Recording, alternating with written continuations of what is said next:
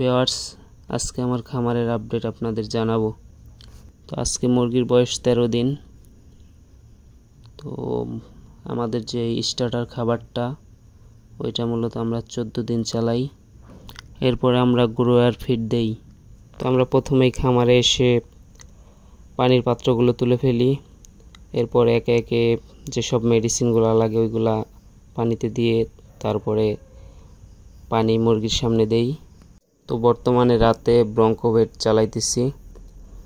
যদিও আমার মুরগির ঠান্ডার কোনো সমস্যা নাই, তারপরে প্রতিরোধমূলক ব্যবস্থা নিছি। এই জন্য প্রতিদিন রাতে ব্রঙ্কোভেটটা 1 মিলি 1 লিটারে ব্যবহার করতেছি। এই ওষুধটা মূলত ঠান্ডা লেগে গেলে তারপরে আর কাজ করে না। তো ঠান্ডা প্রতিরোধের জন্য এটা দারুণ কার্যকর। তো আপনারা ঠান্ডা প্রতিরোধ করার জন্য এই ব্রঙ্কোভেট এটি ব্যবহার করতে পারেন। যেহেতু বর্তমান ওয়েদার চেঞ্জ হইতেছে, এই জন্য আপনারা সপ্তাহে অন্তত 3 দিনে ব্রঙ্কোভেট এটি ব্যবহার করতে পারেন। তাহলে আবহাওয়াজনিত যে সকল ঠান্ডাগুলা মুরগির লাগে ওইগুলা আশা করা যায় আপনার খামারে আসবে না। তো মুরগিকে পানি দেওয়া শেষে খাবারগুলো দিয়ে দেই। এভাবেই আজকে রাতের কাজটা শেষ করি। আর খাবার যেহেতু আমরা চেঞ্জ করব, মানে বর্তমানে স্টার্টার খাবার চলতেছে, এরপরে গ্রোয়ার খাবারটা দেব।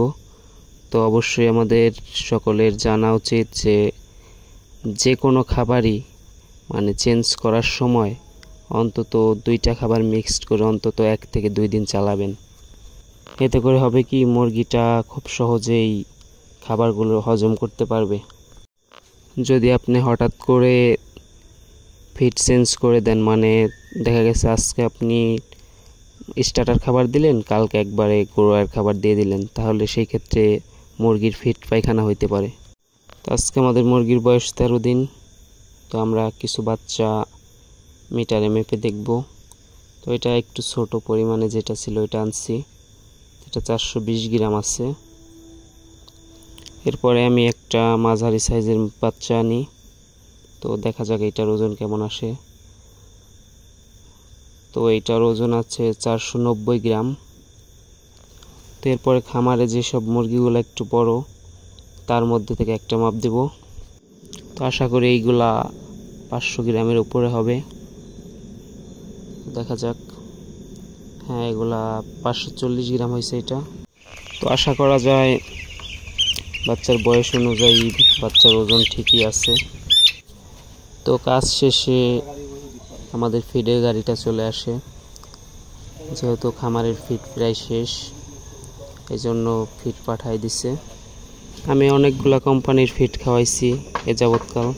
তো বর্তমানে আমি আলমা কোম্পানির ফিডটা খাওয়াইতেছি। তো বাচ্চাটাও আলমা কোম্পানির। এটা আমি এইবার প্রথম এই বাচ্চাগুলো আর এই ফিডগুলো আনছি। তো দেখা যাক কেমন ওয়েট আসে। এখন পর্যন্ত যেরকম ওয়েট আছে তাতে আমি মনে করি স্বাভাবিক ওজনই আছে। তো নিয়মিত খামার রিলেটেড ভিডিও পেতে আমার চ্যানেলটি সাবস্ক্রাইব করে পাশে থাকুন। ধন্যবাদ সবাইকে।